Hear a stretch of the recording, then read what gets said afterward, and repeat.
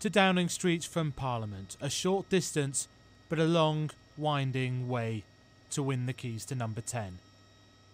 The first leg tonight, 10 miles upriver from the Commons at Sky Studios, on the way passing through direct Conservative Labour battlegrounds.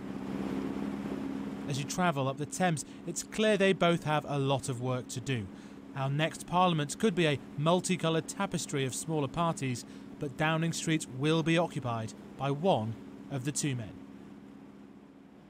On the South Bank, our first bellwether seat, 24 cranes tower over from Battersea, a Conservative majority but Labour territory under Blair and Brown. The cranes, the physical embodiment of the argument Mr Cameron will champion tonight about a long-term economic plan. I think that what Cameron is saying is correct. I think there is recovery here, and not only recovery, I think there is growth, which is on top of that even better than recovery. But could Ed Miliband not persuade you that he could bring the cranes as well? I mean, he could, but at the moment he'd have to mirror more what Cameron is saying. But even property developer Harry questions how far the tide of recovery here reaches. Obviously there's a reason why people are investing their money here. It's seen as a safe haven, a stable economy, a stable government, stable laws. Because you work here, could you imagine buying and living in any of these flats being built right now? I personally couldn't, no. Right. No. It's quite telling that, isn't it? Yeah. A few miles to the west, Hammersmith, just the sort of place that Mr Cameron should be winning off Labour for a majority. Instead, it was Labour that unseated the Conservative Council last year, and you don't even have to reach dry land to hear echoes of Mr Miliband's principal attack line, the future of the health service.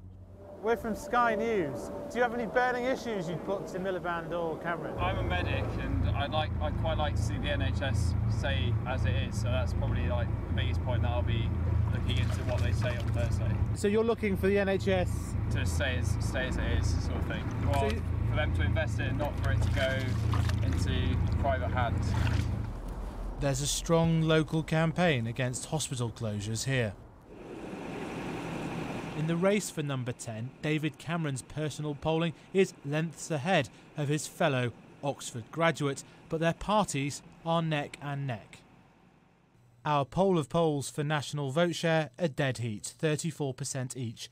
Our projection for the House of Commons, 278 for the Conservatives and 279 for Labour. A very hung Parliament with the SNP holding the balance of power. Next up, the tightest of these seats, Brentford and Isleworth. Cruising underneath the Heathrow flight path, a seat that is Conservative by just 2,000 votes and has voted with the government of the day for over 3 decades. But now, a challenge for both men's attempts to woo the public. We are very close now to the venue for the battle for number 10, but you can see why it is such a battle for the main protagonists in this election. Even when you meet people committed to one of the two main parties, there seems precious little enthusiasm.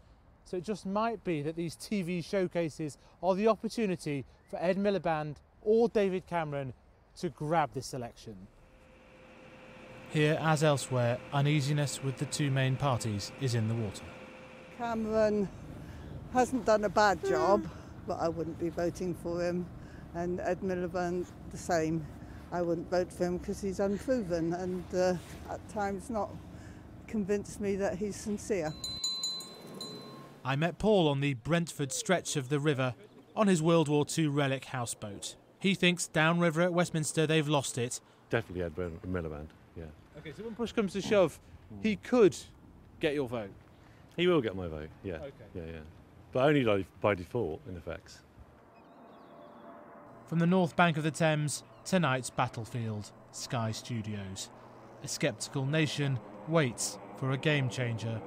It could come tonight. Faisal Islam, Sky News.